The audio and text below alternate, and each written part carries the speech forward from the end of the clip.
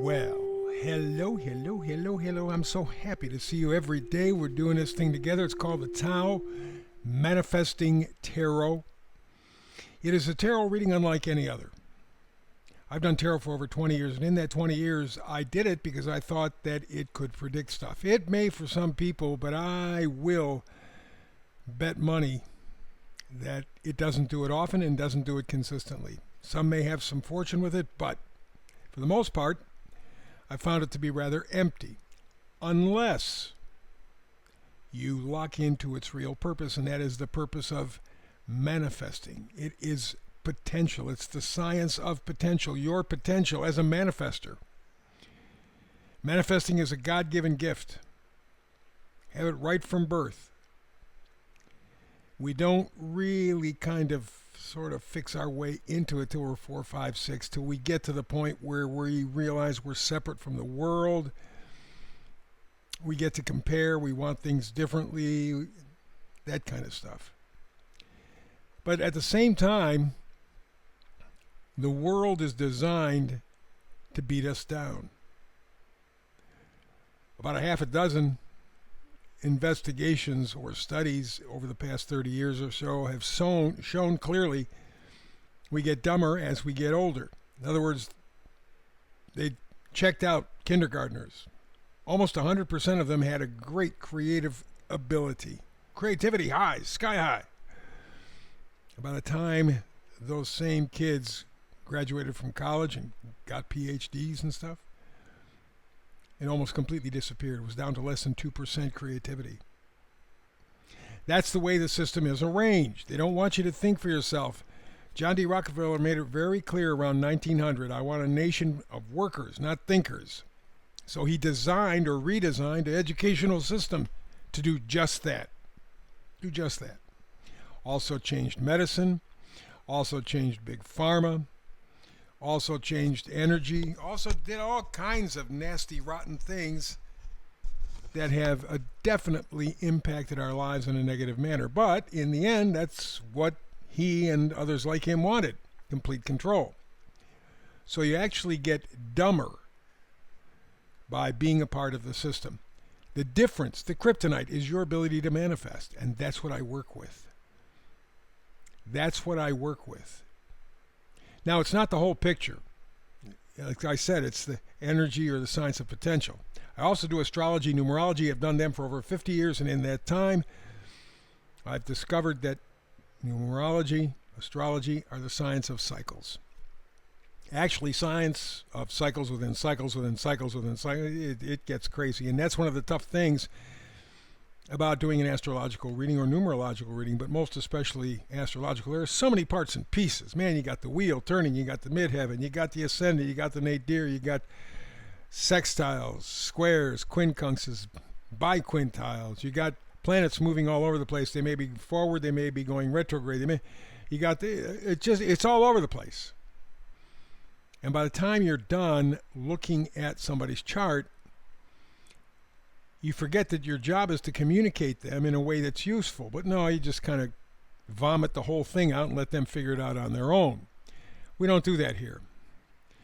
The astrology, numerology, think of it as a door in a room, a door.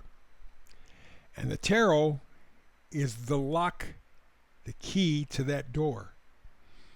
That's how you open up that door. That's how you go forward, is with the tarot. You got the energy. That's what the planetary stuff sets up for you. It's like watching a concert. How big is the stage going to be? Is it going to be square, triangular, rectangular? What is it going to be like? That's what the Pluto, Uranus, Neptune, all those things, they set that up.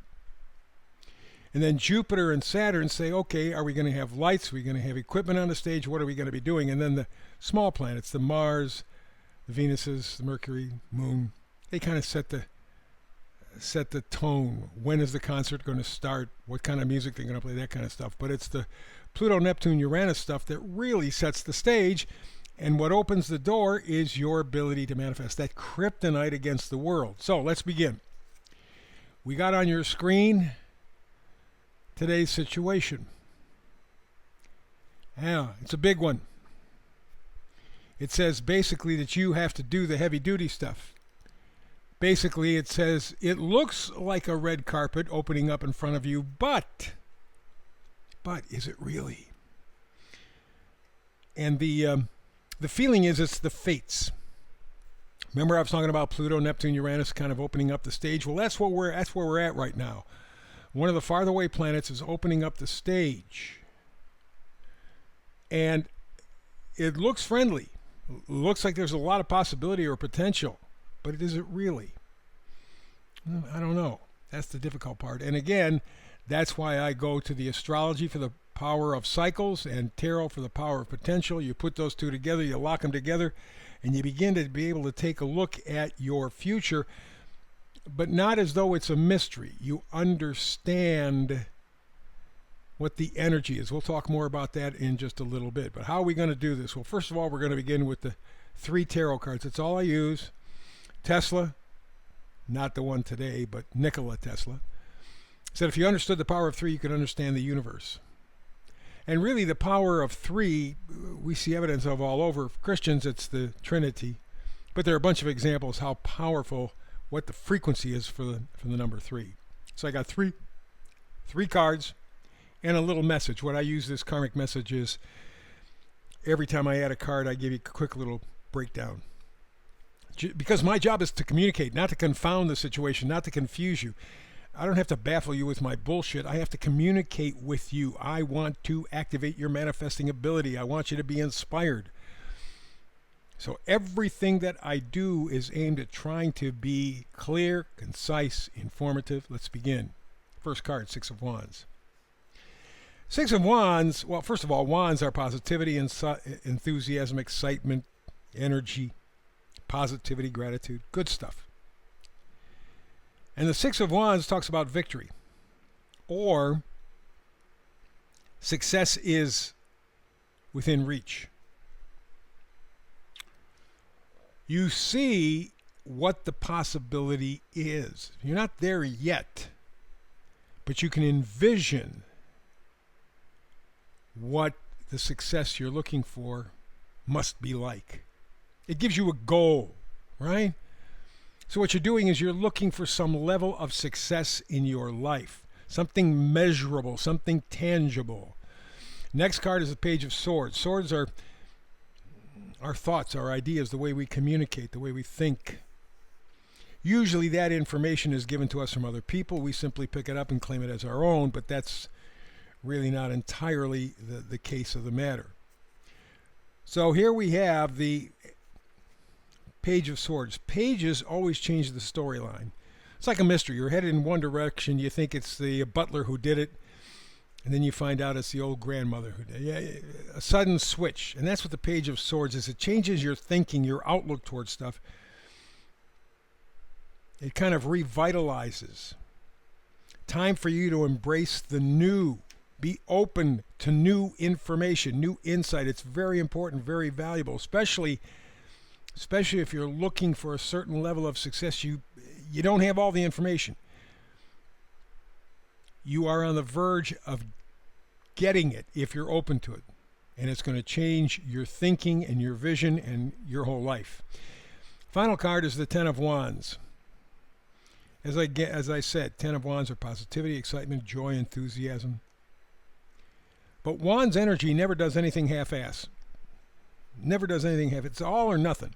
And the Ten of Wands says, after you get this vision of what you're looking for, after that level of success, and you change your thinking, you change your vision, you change your goal, Ten of Wands says, I can't do what I've been doing. I can't do it. I have to do something different if I'm looking for something different. And in front of you lays out an imaginary yellow brick road. Because right now, or the possibility if you're open to it, is some door is going to open, some path is going to open, and you're going to go, man, this is it. This is what I was looking for. But as everything in life, things are not what they appear to be at first. There's a learning period. And even when you get to where you want to go, you got to maintain it. There's work, there's effort. It's not given for free. So the three cards let me know that you're looking for a level of success, something different in your life. There's a piece of information that you will get from somewhere that'll change your vision, change your thinking, change your future. And what you see as your future will look pretty damn good. But like the yellow brick road in The Wizard of Oz, you're going to have to jump through some hoops, so be prepared. It takes us to our astrology, the astrologic. Today we got a new moon. Uranus in Gemini on top of that moon. 6 degrees, I think, of Gemini. By the way, this 6 degrees of Gemini is the same spot where Neptune and Pluto joined in the late 1880s.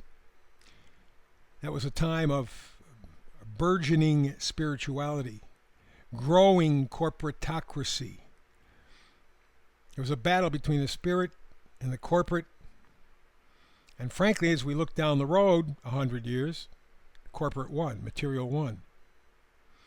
But this is where that battle really began in earnest. The late 1800s, the last time Neptune and Pluto were in the position where Uranus and the new moon are today.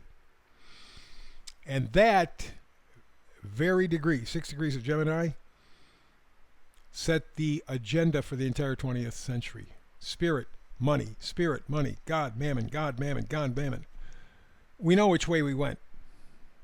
And so the Uranus there, with the new moon there, says maybe it's time for a change. Maybe you should go down that yellow brick road. Maybe it will help to transform your life. There's only one way to find out. Yeah.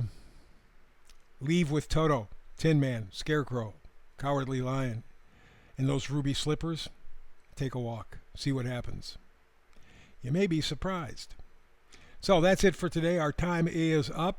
I want to thank you for being here with me. I mean, you're the ones that make it worthwhile. If you're not here, it's not worth a damn. So I appreciate it, and I try to give you the very best information and guidance I possibly can, and to make it something that you understand and find usable. Help you to expand your spirit and help you to keep your kryptonite. One thing before I leave, as always, like and subscribe, please.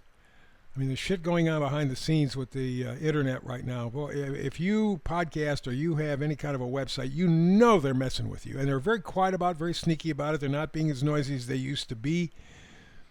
They just pull things from you. Pull feeds, pull subscribers. Don't say a word, just do it. So please help me out so I can keep working with you every day. Like and subscribe, like and subscribe, like and subscribe.